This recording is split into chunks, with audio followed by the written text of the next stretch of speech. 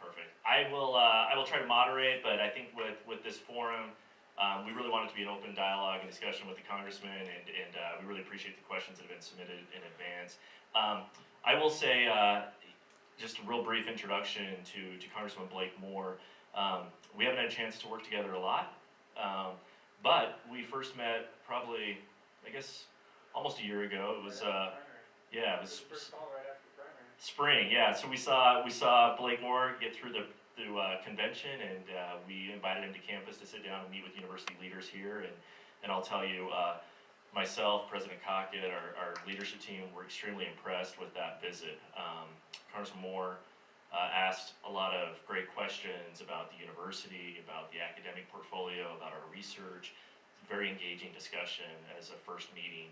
I attribute some of that to your background in consulting at Cicero, where you worked immediately before this, where you worked with a number of different clients, private sector, public sector, and it was clear he had a vision for representing the 1st District and working closely with Utah State University within the 1st District. So we're thrilled to see him elected in November, and we were even more thrilled to see Congressman Moore's committee assignments, natural resources and armed services, which are both very critical issues to the 1st District, to Utah State with our research portfolio in land, water, and air, and of course the Space Dynamics Lab in defense. So I know we'll have a chance to work very, very closely together in the future too. So I will stop with all the other accolades from Congressman Moore's bio, but you can read through it. You can read about how he was a decent quarterback in high school, and you can pepper him with whatever questions you have. So Congressman Moore, do you want to provide some introductory remarks before we turn it over to the first question right here on the front row? Questions that were provided. Can everybody hear me okay? Yes. You're good? Okay, and then that'll work, so I won't have to use that too much. I was thrilled with the questions we got, so I actually want to jump right into it. But, you know, I was a freshman up here, and I got a chance to play redshirt 1998-99 season. And then when I was on my mission for my faith, I lost my scholarship. There was a coaching change and everything, so I got to go and live in central Utah and ended up graduating from the University of Utah. But getting a chance to run for office, and immediately, literally right after the convention, I was like the 12th person to enter the convention, and just worked really hard. We had I think we had a great message. It obviously resonated. And we were able to finish in the top 2 of that convention, so I got on the ballot. People had written that off like, oh, I didn't see you coming from, you don't have any political background or name recognition to any degree, except for the 5 people that I was friends with up here that remembered me from those days, because again, I was an average quarterback. But I loved my time up here, and it was something that I got to go and reflect on a lot during the campaign. Coming up and being somebody that the president of the university and Neil wanted to actually meet with, was started to be like, okay, there's a lot of gravity to this role, and that has continued to build. It's not an easy role. It's not the glamorous role you would expect it to be. It's tough, and with all that, I'm just more and more convinced that I can do some good here, and I'm looking forward to a potential of making that happen. My conservative brand and my conservative values are rooted in 3 principles that I like to communicate as much as possible, and I probably oversay it, but I'm going to do it again. And we've coined it API. We haven't actually branded or trademarked it yet, but that's what we talk about in our office: aspirational, pro-growth, and inclusive. And when you think about aspirational, just go over to the Space Dynamics Lab. Northern Utah is where the Transcontinental Railroad met. This is where we were instrumental in helping put a man on the moon, helping build a rover. And just, if you don't believe me, like, we think big in this district, and go over to the Space Dynamics Lab and embrace that concept of that's the next big frontier on making sure that we have the communications and the defense-related capabilities in space. That's the part about what I love about this district. It's thinking big. So my committee assignments, armed services and natural resources, are going to be somewhere where I have some insight and some influence to be able to hopefully shape policy. And serve the constituents in the 1st District. When I talk about pro-growth, that's the most common term we all hear in Utah. You're going to hear about it a lot in your MBA programs and your policy-related courses. But when we talk pro-growth, It's just about providing balance and being thoughtful about how we address the inevitable growth. And I think the best way I ever had it communicated, I'm on natural resources, and the key thing is talking about how we're stewards of our environment and being thoughtful about how we promote good behavior and do it in a way that will be able to sustain growth and not limit us as well. That's a tough balance, especially in the world of politics where things get so sensationalized. It's tough to be able to be that reasonable voice and that pragmatic voice and to find that right balance. And I'm committed to learning more and taking input and finding ways to do that. I think Utah has the motivation and the leadership that does that as well. And then when I talk about inclusivity and being inclusive, it's about communicating the need for our next generation of Americans, our next generation of Utahns that want to be able to embrace a party mentality that can better communicate some of these things. I see so much of it with my colleagues and people that I interact with state leaders, and I want to be a voice in that type of that reasonable, inclusive nature. Anyway, so be thinking of that framework as more questions come up, and try to find examples in each one of those that I get excited about and go out to represent Utah. It's an easy place to represent. I can put in any topic that you can talk about: the economy, our COVID response, education, right? Utah does so many things right. And we in our within our own borders of Utah get rewarded for that with a strong economy. And then at the same time, we have the most philanthropic state that exists as well per capita, right? And a lot of that's because we have a lot of donations to the prominent church here. But volunteer hours, that's not just a 10% of your paycheck type of thing, right?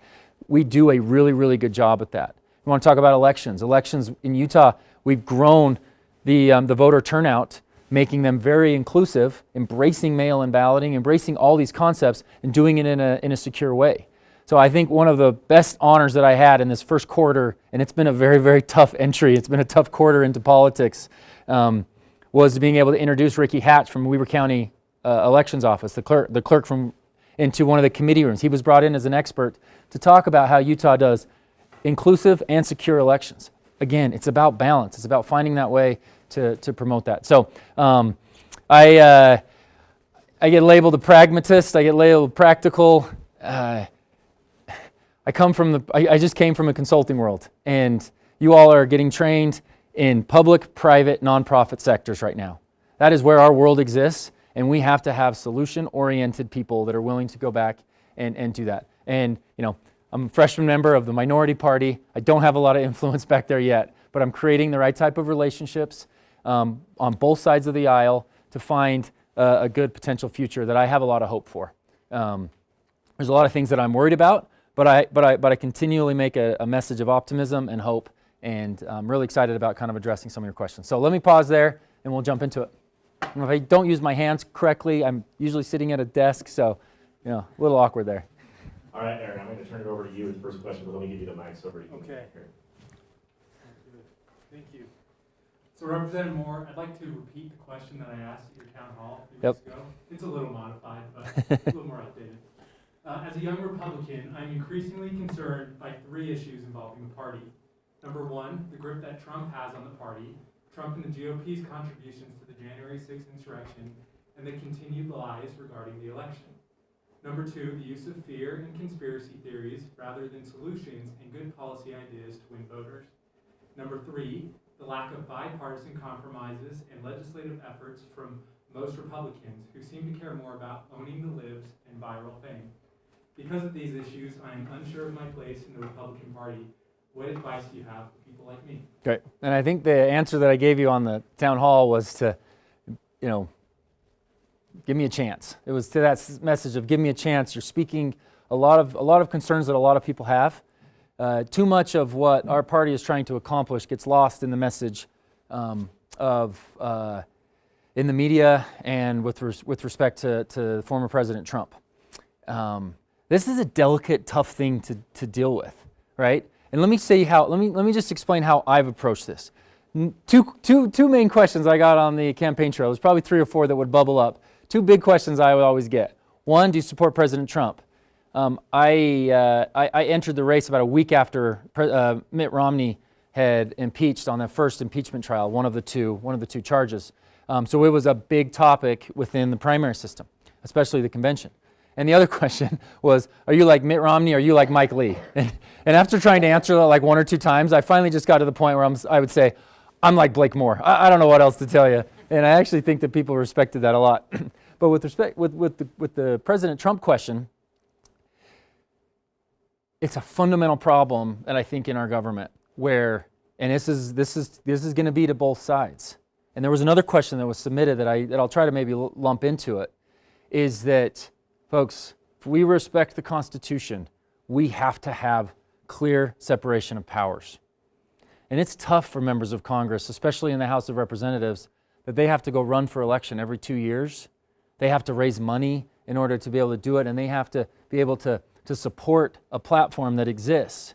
Okay? Let me be very clear. President Trump did things for the Republican Party that are very, very positive, right? There's a bit of a working class mentality that was brought back, and a lot of things are perception-wise, but sometimes the perception of the Republican Party was just that it was kind of the wealthy, maybe Wall Street type of mentality. Like there was a working class, middle class resurgence within the Republican Party, and a lot of that had to do with President Trump. I'm not saying he owns that, but a lot of that had to do. There's externalities that exist with a lot of our foreign policy. We do need to have a tough stance on China. We do need to find new opportunities for manufacturing in other parts of the globe that can help bring China back to the table. I can talk specifically about China. I have a lot of thoughts on this one. But in doing so, we also created those same types of relationships with Canada. And now we're really struggling with our timber prices, with trade and policy there. So there's always these externalities or side effects that take place. But we do need to take a tough stance with China. That is the potential global superpower struggle going forward. And we've never had an adversary. If you look back in time from Japan and Germany and Russia, we've never had an adversary where we have such a tight economic integration with that particular country. And so as they gain military prowess and we try to maintain this, and at the same time they own a lot of our debt, this is a tricky situation, and you can't just have rhetoric be the ones that controls it all. So on our relationship with Israel, there are many positive things that happened during the Trump administration. I do not support a lot of the election claims that took place. I did not object, and I voted to certify the election. And one of the key fundamental pieces, what I saw was this need to sort of like have some connection or loyalty when we see our Supreme Court, the judicial branch of our government, they have lifetime appointments, and they're not necessarily beholden to the executive branch in any way. Even though they were appointed by President Trump, they weren't necessarily beholden to it, right? And most of my colleagues, they went into that objection and that to make a point. There was no chance that any of it was ever going to they were never going to be able to overturn a state because they knew no Republicans or no Democrats were going to do it. They knew that all going into it. They wanted to highlight issues that took place. There was measures that took place during the pandemic where a governor was making a decision or a state legislature didn't have a chance to approve a change that was made in election law. There was all these things going on. And I still rest on the fundamental piece of we cannot just object to the 6 states where Trump lost.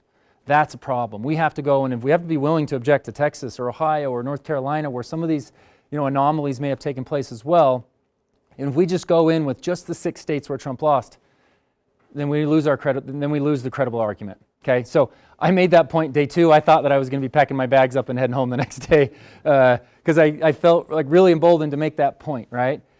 I did 6% better than President Trump in the 1st district. John Curtis did 8% better.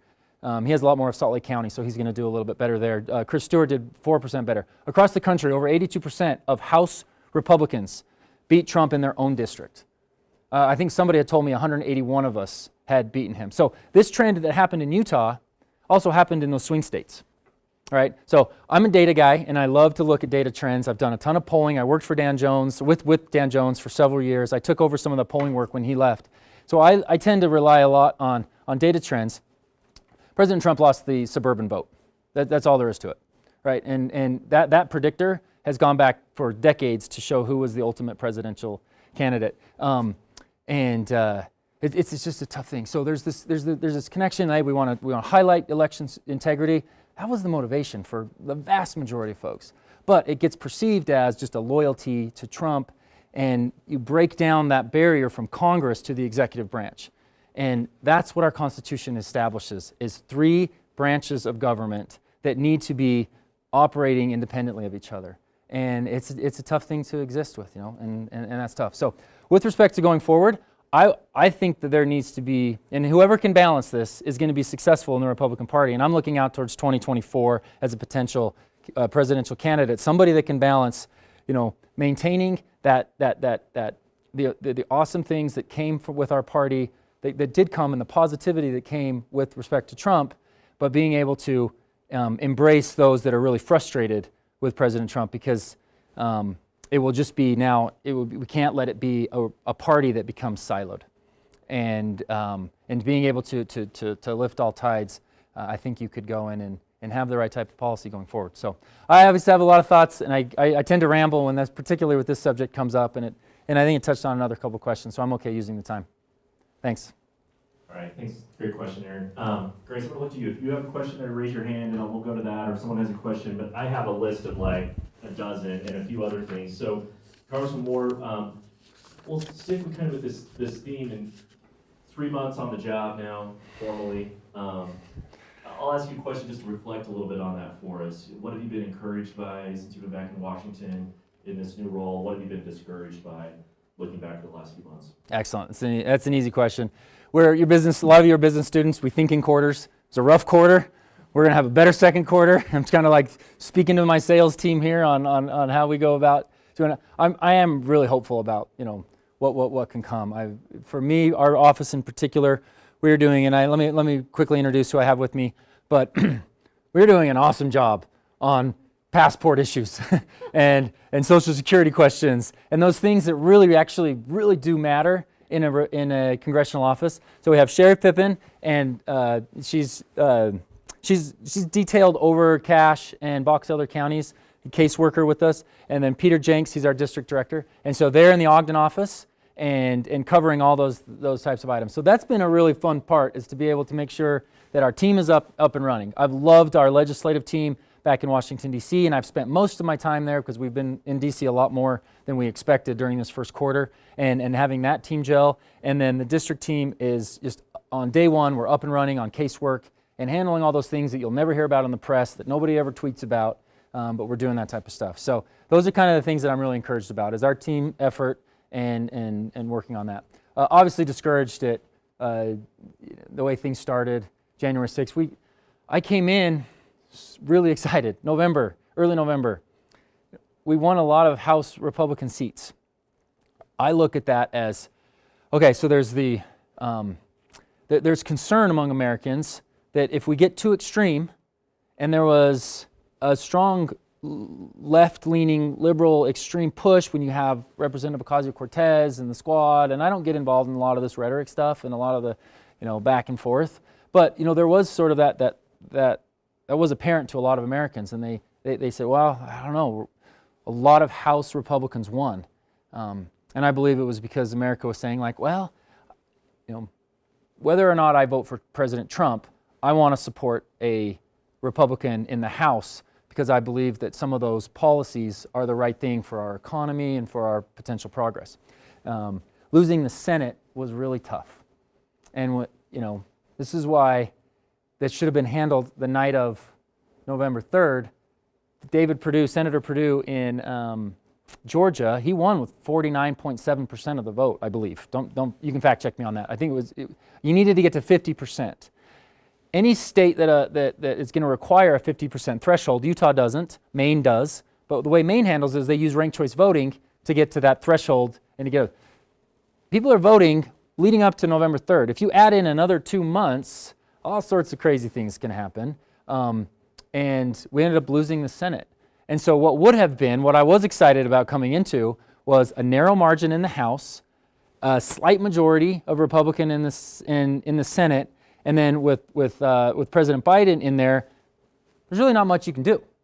And you all here in our local economies, working, kind kind of building up our education systems, doing the real work, can be left to not have to have too much of a opportunistic legislation. What we've seen in this first quarter is a very, very opportunistic legislation with even though the margins are so narrow, just because you have a Democrat in the White House and a Democrat-controlled Senate just by one person and a Democrat-controlled House by like 6, like you're seeing a lot of legislation get pushed through, right? And so you've seen that over this first quarter. The limited amount of bipartisan effort going into a lot of stuff right now is probably the most discouraging thing. I have joined the Bipartisan Working Group, Problem Solvers Caucus, Republican Mainstream, and Republican Governance Group. They're all practical-minded. Let's go. We're gonna stand our ground on very key conservative principles. But like with bridges and roads, like we can work together, folks. Like what in the world is going on? So I feel like I'm at least trying to do my part in that, and it's tough, and sometimes you don't get a lot of the work done. Thanks. Let me look. Anybody have a question they want to ask, or am I okay going with another one? Go ahead. So there's just so much going on in the world. I've always wondered, how do you aggregate all this information? How do you keep up on all the news? Do you watch like Rush Limbaugh and Sean Hannity? Are you watching CNN or Fox News all day? Or Yeah. have news briefings? How does that process? So every morning I wake up and there's one email in my inbox. It's from the Flip Side, and I encourage everybody to take a look at it. It's a great daily email. I'm seeing a thumbs up. That's cool because I think it's being used. I don't know. Flip Side, you can sign up for it. You get one email every morning with a topic, and it's a topic that's it tells you what the right is saying and it tells you what the left is saying. I wish we didn't have to just look at both sides and try to like critically think about how you go about doing it, but that's my approach. And so I then just have to take a look and see where things are going. I have left meetings and then I've gone on to CNN and I'm like, nope, that's not right. That is not what is going on here. And I've also left and I said, I'm really proud of CNN for calling that out. Like they get a hard time for being just mainstream media and left. No, they're being thoughtful there. I have that luxury because I'm in some of these situations. But yeah, we have a divided media, almost clearly. I would encourage you to embrace the concept of both sides and then just rely on your own critical thinking skills to look through and find trust sources. Personally, I also, and in the Flip Side, there's usually a snippet from Wall Street Journal, their editorial board. I have I read that. I like the Wall Street Journal editorial board. I think it's reasonable in its approach, and we'll try to do that. But what I like about that Flip Side is that it takes snippets from multiple different types of publications and sort of says, here's what this is saying, here's what this is saying, here's the facts, and they're very factual about the first part of the email. It's like, this is what's going on, here's what you're saying about it. And you just dig in and try to understand where it's going from. So, and then I have like my committee work and all that, where you're getting, real information. If it's not grandstanding, there is good, information that's shared with the committee to talk about what policy-related items are coming up. You rely on your team a lot. You have a good legislative team to dig through what type of legislation is going. That's probably more the difficult thing, is determine like, well, should we co-sponsor this or not? Or like, I like that person, but is this something we care enough about to put our name associated with it? Those are kind of tough decisions, and they're usually like, you have until 6 p.m. today, and it's like 2 p.m., and you just heard about it. And it's something you might want to support, but to vet it and everything, it's kind of tough. So, because every policy decision has an externality, it has another side effect that you can't always control. Great question. I'm going to ask a question, Congressman Ward, that is not on your list. Yep. So hope that's okay. But it's something I know you've thought a lot about already. But the thing you mentioned around inclusion, every 10 years after the census, every state goes through a redistricting process. Yep. I'd love to hear your thoughts on that as Utah's entering into redistricting over the next year or so. What are some things that you think the state should be looking at to make sure it is inclusive to all voters, and they feel like their vote matters? Well, I stood up on Utah State, about 3 years ago. It was a similar forum like this. I'm sure you all heard about it. It's probably big news. I'm probably lauded as this it was the best lecture that had ever been given at Utah State. No, Ross Peterson is a good friend of mine, and he was helpful in getting that to do. I co-chaired Proposition 4. Proposition 4 was to establish an independent redistricting commission in Utah. Right, so let me be very brief with all this, because I could go on, and I usually do drone on about this. the HR 1, the election law that was just passed in the House, has one part of it would establish independent redistricting commissions across the country. And so how could I be someone that was co-chair of Prop 4 and then vote against HR 1? This is the fundamental problem with our government right now, is that we are not letting states come to these conclusions on their own. There is too much that is being done at the central level that basically wipes out the concept of federalism. All right, and of course, HR 1, the redistricting piece, that didn't actually get a lot of pushback. There was several other measures that involve with how taxpayer money is being used to plus up contribution dollars. I will say it over and over again. I will say it on record right now. Requiring an ID is not voter suppression, and I will not let that become a thing. It's for anything I can control. And again, I go back to what Utah is doing with elections. You have seen a ton of voter turnout get really, really high. People are engaged in the process to the levels we've never seen, but we still run very safe and secure elections. Like, find that balance, and that's important for other states. And so a lot of what HR 1 does, it federalizes that. And what I loved about my experience is that we made a Utah solution. And there was 19 other states that had done it at that point. They've come up with their own solutions. My goal in Redistricting Commission is saying, hey, look, let's embrace it. We didn't do a binding commission. We're not going to tell the state legislature. It's per the Constitution that they have the authority to do that. Let's allow for a group to come in and see what we can do. I love the concept of communities of interest. And I'm probably going to go to some of these open hearings that they're going to have and talk about, hey, look, I am a member. I can represent the defense community. Let's make sure to keep some of our defense-related assets, Hill Air Force Base, Space Dynamics Lab, all these types of things. And I want to be someone that can go and serve that. I'm positioned to do that. Consider a map that might lump some of this type of stuff together. This is just one of those things. I have an op-ed out about it that I wrote several years ago. It's something to embrace. I think that I would love it if all states would embrace it. And if Utah, a red state, mostly conservative state, is willing to embrace it, then what's going to hold back a more liberal blue state from doing it? They won't have any leg to stand on if other states are jumping on board with it. So I'm hoping over the next decade that we can get a lot of momentum and people can see the value in it. But also, at the same time, not mandate it and control it at the central level. Let me take a question. I'm going to say one from here. We talked briefly about it. And I'm not going to read the whole thing, but there's the velvet rope economy, embracing capitalism, but also understanding that there is other needs in our society. Income wage is a big issue. We need to be able to address that. You saw with the 2017 the Tax Cut and Jobs Act that we were able to grow the economy. Before I draw on any more, in order to fix our budget and deficit, or our debt and deficit issues, I think there's a framework that you need to use. One, grow the economy. I think we did that in 2017. Paul Ryan personally told me, he said, my biggest regret was not being able to address, after we were able to get corporate tax rates at a globally competitive level, we were not able to go and address entitlement. We lost the majority in the House, and we didn't have any way to go through entitlement reform, because we have a spending problem. We have a big spending problem in our country, and you can get entitlement reform done. That can address some of the spending.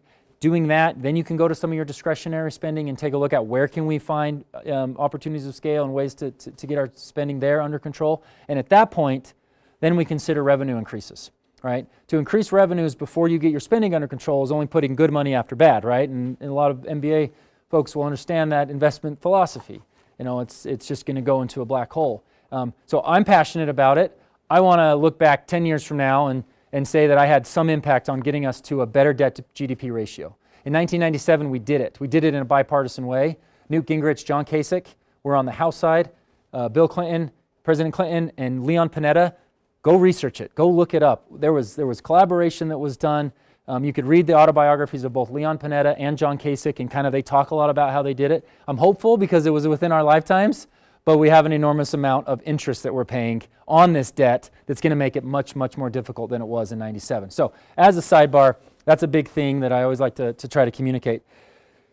But this concept, my last 4 years at Cicero Group, I worked in social impact. And if there is a way to balance making sure that our corporations are being good, thoughtful community partners, there's this growing appetite for companies that are called B Corps, right? You have an awesome one here.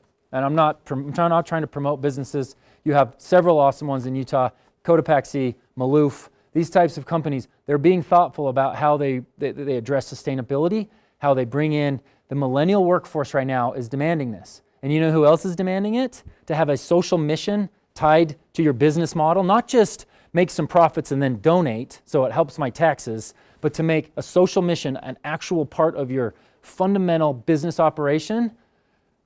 Well, BlackRock is involved. BlackRock is invested in this.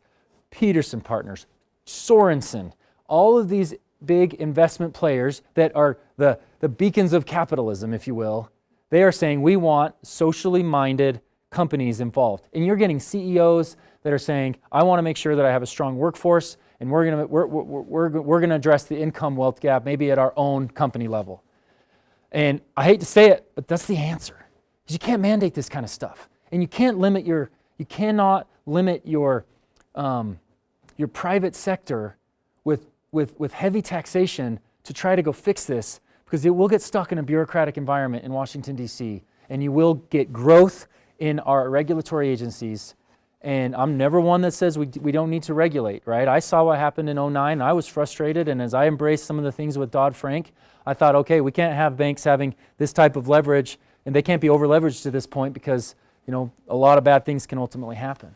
Right now, I'm concerned about forbearance coming due in June or so, where people are going to have taken almost a year off paying their mortgages. How are they going to be able to get back to it? Are they going to be able to get back to it quick enough for their banks to then say, you know what, we should probably short sale this property. That's going to cause a little bit of a housing issue. I hope I'm wrong, but I'm saying we have to be thoughtful about that. If we have companies focused on, what millennial workforce is pushing, then I think we can address some of these.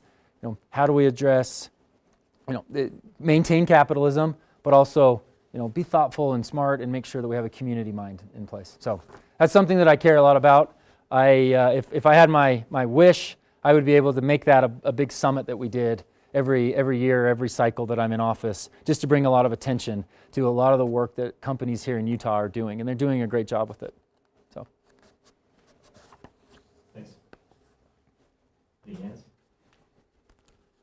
Congressman, I have a question for you. It's a conversation we've had a little bit with President Cockett, and it's also maybe picking up on some of your background in consulting at Cicero, but give us some thoughts. One of the conversations we're having a lot here on campus right now is, what is campus going to look like fall semester? We're trying to restart back, hopefully some post-COVID normalcy. We know a lot of things are never going to go back to what it was. I would love to hear your thoughts on that, with both the new arena that you're in with Congress and what that might look like as you engage with people and constituents in Washington, D.C. in a new format, kind of a hybrid in-person Zoom world. A hybrid's the answer. Hybrid is the point to focus on, because where does the pendulum shift in hybrid? Right now, I'm actually missing a committee hearing. I can join it online. I'm in Utah at a sanctioned committee hearing, gavelled in. I'm going to ask my questions on this, and I can be doing 17 other things. This has been one of the most productive weeks in my time in Congress. We've got an awesome plan this week for our Box Elder on Monday. Had a bunch of committee hearings that I was able to take part in. Wednesday we were at Hill Air Force Base. Tuesday we were up in Ogden, or Thursday we were Ogden. We were here today. We have to embrace this hybrid mentality, but can't lose our community. And so it's great that I can join this committee hearing, but I can tell you right now, it's only making us more partisan. So with respect to Washington, we have to err on the side of being together somehow, because that's what I think that we need to be doing to serve our constituents, is to quit bickering as much as we are and actually legislate. There was a question in there, is how do you get Congress to legislate instead of just with the media-fueled rhetoric? Maybe we take Twitter completely away from every member of Congress. Rob Bishop would have loved that. He was the first, he as he retired, one of the things he said was, only member of Congress to never send a tweet. And like that's going to actually go down in Cooperstown, in my opinion, at some point. We are trying to use it as a way to show what we're doing, where we're doing it, draw attention to things. You have to be able to be good stewards, and but it's just not productive. What we're seeing going on, it's just not productive, and that's not what you voted me there to do. And so I'm sincere about that. One of my favorite projects that I did in consulting was with a nursing school that was trying to ramp up its online education. Well, it missed the big hockey stick of nursing school online, right? Because there was tons of schools that got in. They were able to make it very profitable. They had a great experience. They served a ton of students. This company was a little bit behind, but they still wanted to do it. So they asked us to come in and assess it for them. And I'll hit the high point. We assessed it. It wasn't going to be very profitable. It was going to be very tough for them to get to that point and to grow to grow this in a way that would be feasible for them to justify the cost. 6 months later, I went down, I took the client to lunch, and he said, I am so glad you were real with us and you told us what the real issue was and how, and set the outlook. Not only because it gave my management, my leadership team a taste of reality of stuff that I was seeing, but it also helped us think about a new strategy. And the strategy now for their online program is to supplement their ground campus. And so I would strongly encourage, keep the community, get sports back going again. Do as much as you can with in-person classes and activities, but use it. You've built up this really great tool. You're going to need it to be competitive and leverage the online capability that we need to do. Those are where so many of our new jobs are anyway. And embracing technology, don't suppress it, but maintain the community. I worry about our communities in general. The last time you went to a mall, right? That's where we got things done when we were kids, right? That's where we made things happen. That's where you met somebody that you had a crush on. I've talked to developers and they say everything's in Amazon fulfillment centers, and they're going on the outskirts of town, and it's delivery to your home, everything. I'm not going to squash that. You embrace it, but we're not building centers for people to go and be humans together. Is that why we're becoming a more divided society, a more partisan society? Maybe. I don't know. I'm not going to blame it all on our retail capabilities, but it is something where if we live entirely online lives, there will be some bad side effects. Yeah, Kathy, do you want the microphone, Kathy, or are you good? I'm good. Okay. In the past, they've added to bills. They've called them sweeteners. I mean, they're basically earmarks, right? Yeah. And that was outlawed in 2011. But it is now coming back as community project funding. Yeah, so it's not earmarks. Yeah. Same as, though. Yeah. What is your opinion? What do you think about this? Yeah, the Republican Party's in a really tough spot in this one because they're coming back regardless. And so ultimately, funding capabilities are an Article 1 responsibility. Congress needs to be able to address that. Ceding too much of that power to the executive branch is not good for Utah State, right? It is not good for anybody that would ultimately be in the minority. So the part that I'm encouraged about it is that there is, from some of the stories I've heard or things that have taken place, there's added transparency. Things are going on the website. You're given a finite number of things that you can submit for, and the accountability and transparency is supposed to be heightened to a great degree. And actual leadership in both the House of Democrat and Republican leadership, I've seen them communicate that, and they're sincere about that, and I'm hopeful that be the case. If you can have that, then you can ultimately, I think that this system can exist. From what I understand, it's 1% of the budget, so it's not an enormously huge piece. Still, majority of everything that's being appropriated or authorized and appropriated, those are the two sides of how things get processed through the budgeting system. Well, it's much more convoluted than that, but it's a very, very small percentage of what will be done in this new community-directed funding project. I actually still don't have the name down yet, but I'm hopeful that accountability and transparency can fix, the issues that were there. Because the alternative is to just let the executive branch have too much control in where things get funded.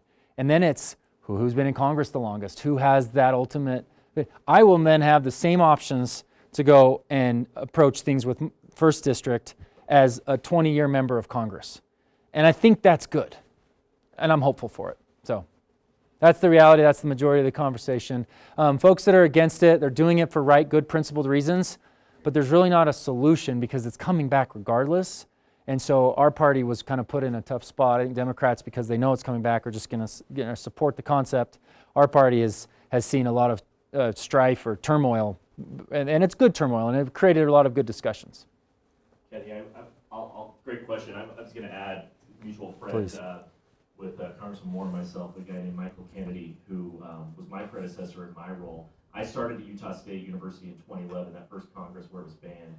My office on campus was filled with binders of earmarks that the university had received from Senator Bennett's leadership. It was almost like haunting me that we couldn't go forward with any of those requests. And one of the guardrails now is only public entities will be able to benefit from these community project funding options. So it's going to be really interesting for public universities, especially moving forward with this new parameter. We'll work closely with our delegation on that, but it's definitely a great question. So one other hand over here, yeah. Shifting to global and international issues. Yeah. Thinking about Myanmar, thinking about the Uyghurs in China and Nigeria. What do you see playing out there, and the United States' role in pressure and human rights violations, those kind of things? Where do you see that going, and what can be done on those issues? We're 30 trillion. So the question for anybody on, what do we see with issues of global issues? So I'm just going to repeat that real quick. With Uyghurs, with Burma, human rights violations that are apparent and obvious throughout the world. How do we address those? How much time? The issue, we have $30 trillion of debt. What kind of leverage can we put on people? China owns a chunk of our debt. What kind of pressure can we put on them? When we say that our national debt is a national security risk, that's another area that it means we have countries with sovereign wealth funds that they're in the black plenty, and they can go and subsidize industries until they box out other countries and do it in a way that is not financially feasible, but because they have such more financial strength, they can subsidize to a level and then block out the competition and then build their own ability to go and own that particular area. So debt probably wasn't what you expected me to say, but if we want to have influence, we have to remain as the country that our U.S. dollar has to be the reserve status. That's under threat as we continue to have more and more budget issues and the ability for us to go and impact the world. If the dollar no longer becomes, and maybe it goes into crypto. I mean, I'm not going to get into conspiracies here, but if the U.S. dollar is no longer the currency that's backed by the world and what we trade off of, does China take over? Does the renminbi? Is that what happens? Who's going to be able to well, hey, we're not going to come. We're not going to bring a lot of business to your Olympics. That's going to be like a prick in the arm. It's not going to be able to actually have real power. I still believe that American principles of addressing those human rights issues is the way to go, but we don't have the power to be able to do it sometimes. And we oftentimes see countries that we put sanctions on, and they're like, well, the U.S. is putting sanctions now, but we're going to go to some other players. And they'll look to China. And then it gets worse and worse if we don't have that ability to exercise that influence. So that, and we're not seeing a regulatory body that can address some of the major issues that we're seeing at the international scale. We can put together a government agency that can address patents within our own borders. But how do we deal with intellectual property threat from China? Well, we can wave our hands and be frustrated about it and maybe try to boycott some things. But until we have some type of international coalition that can address some of these issues, you see it with war crimes, and I think we've had some moderate success with it, but not to the scale that we need to. 5G is going to be one of those issues. What type of influence can Huawei have over our our TCOM systems? We need this type of interaction as a globalized society that we've become. We've taken a break from that for a year by not even really traveling internationally. Can we establish some type of organization that can do it? And I don't think the UN's capable of doing it. It's too political. You get veto power that makes it impossible to move forward on some of these issues. So I'm ultimately, I try to be solution oriented, and I'm bringing only extra problems to it because it's something that concerns me as well. But I think if we can be the superpower that I know we can be, it's going to be tough with that debt, though. It's going to continue to hamper us. Natural Resources Committee, it just seems like such a polarized issue, right? Mm-hmm. What are some of the kind of opportunities you've seen from Utah, and then of course all these challenges that go along with national parks, national monuments, public land access, things of that nature? So I don't have the numbers with me, and again, please fact check me and reach out to our team. But we've seen, an ability to reduce our carbon emissions. Industry has a lot of these answers, and if we continue to encourage and push for that, then we don't have to make this such a one or the other. Best way a simple line that I've used before is this: the answer is not in one industry or one special interest. It has to be about that balance. And that's what I'm trying to, I know there's a big appetite on the Natural Resources Committee to help find that balance. It's tough with executive action that President Biden took, and he's reversing a lot of stuff that President Trump took. So again, let's be very clear, that's Congress's job. And if Congress can't work together, we're forcing presidents to do this. So I don't actually blame the executive branch. I still look at Congress and I want us to work together to get to the point where we can solve an immigration issue, or we can address DACA in a reasonable way and look at border security measures, right? Since I'm here, I'll also say I was sitting right behind on a flight back to DC. I was sitting behind a representative from SDL, and he was telling me that he was going back to Homeland to talk about some technological advances that we wanted to use at the border for some border security. I was I was beaming with pride that was my district that was going to actually, be thoughtful about that. So, we invested heavily in Tier 3. We've encouraged industry to put up their own money to stay out ahead of some of these regulations, to go into Tier 3 gasoline and making sure the refineries are able to do that. And that's having a positive impact, right? And so we have to have the answer within industry, maintain balance, to just be able to put moratoriums on our public lands. It's really tough for Utah. In New Jersey, they don't have to deal with that. States out in the eastern United States, they don't even know what a public land is, right? They have no concept of what a PILT payment is. And so that's also another issue that I really try to represent and fight for and say, look, let's be reasonable. We have people, good stewards, and yes, they're grazing on our land, but grazing is helping this, and this. I joined the bipartisan wildfire caucus with Joe Neguse and John Curtis kind of heading it up. There's reasonable solutions to be able to make sure that gets taken into consideration. But again, we're in a sensationalized world where it's climate change or it's drill baby drill. And it's really not what people want. And it's just being able to kind of come together. And unfortunately, as I think about it more and more, your constituents want one thing, you have to go represent that. And that just becomes a bunch of different silos where we get into some sensationalism, but it's truly not what industry wants. Y'all are solving these problems while us back in Washington just kind of bicker in a lot of ways. So, right here. Yeah, kind of almost in a combination of both of those questions. Do you see moving to more renewable and in a way green energy sources as being a way to crack down on human rights violations in the Middle East, and then also move away from the, I just forgot his name. President before Reagan. Carter. The Carter Doctrine. So, the fundamental question is can we invest in green technology, and can that be used as a way to solve some of the human rights violations? Give me a white paper on it, and I'll go introduce it next week. The way that it could be good is that if the U.S. doesn't miss out on opportunities for those key investments to take place in clean technology and finding solutions for environment, climate issues, right? If we can be in the forefront of that, and that's not done by mandated timelines that are untenable. They're not feasible by fix this by 2030, fix this by 2035.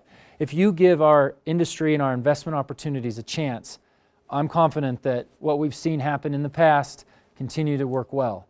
And if we can lead out on this, if we can make these renewables things cheaper and more economically feasible, we're not putting this on the backs of the middle classes, which is what will happen with going a full 180 on environment or on energy issues that we've seen from this moratorium going on right now. And again, I hope this is just a time to be thoughtful and then come back to some normalcy. I'm not encouraged there yet, though I haven't seen enough to communicate that. But if we can make those investments over a feasible timeline, then America can lead out. If America's leading out, America can set the standard and influence human rights violations. So that's the way I see it playing out. Again, it's going to be tough to get there, but that's how I see those two interacting with each other. So, and I'm not sure on the details on the Carter Doctrine. I was born in 1980. I'm a Reagan baby, so you can't hold me to anything that happened before not Ronald Reagan. I want to make sure we're sensitive to your time, and you need to log into a committee hearing too, but I want to try to wrap up in a few minutes. I have one question, it's a real easy question, but you mentioned a couple of individuals that a lot of us know well, and Ross Peterson, Dan Jones. I would love to hear your thoughts, just reflecting a little bit on maybe some mentors that you've had that either inspired your run for Congress or inspired your pragmatic, solution-driven approach to politics, and maybe some advice to some of the students who are in a position in their own lives where they're seeking out mentors or some guidance and start to launch in their own careers. Well, every one of the mentors that I can immediately start thinking about, they've all interacted with me over the last year. So as you're mentoring folks, or if you're willing to, you're finding mentors yourself, just think about, would this person be there for me when you're doing one of the most unique, challenging things that person has ever done? Running for office was a big leap. I got a young family. I was 39 years old in the middle of my career, and I just felt really confident that I wanted I have this background in diplomacy and intelligence, and then a problem solving sort of. Felt like I really, even though it's not typical, because I'm not, I wasn't a mayor or I wasn't involved in anything in a political office before. I really felt confident and driven that I had something unique to offer. So I went for it. And every one of those mentors came up. An old coach, Coach Arslanian, he would actually give me pep talks. He's like, hey, it's the end of the last couple weeks of the primary. You're in the fourth quarter. I'm like, well, it's a little cheesy, but I kind of needed to hear it, actually. The founder of my previous firm was the person that I went to, right? And I said, I think I should be doing this. What do you think? And he said, is it a matter of if or when? And I said, well, I think Jane and I have sort of decided that it's a matter of when. He goes, if it's a matter of when, then you've got to go now, and I'll be your first contribution. So it's people like that are willing to be there for you, and don't ever worry about just narrowing it to one or two. Dan Jones walked in one day before he got sick, and I honestly think it was the last thing that he said to me. I think about it harder. Maybe it was a few more months or something, but he walked in, and he's 84 years old. He's got a really gruffy voice, dressed to the nines every single day, and he just looked at me. He said, Blake, don't wait too long to run.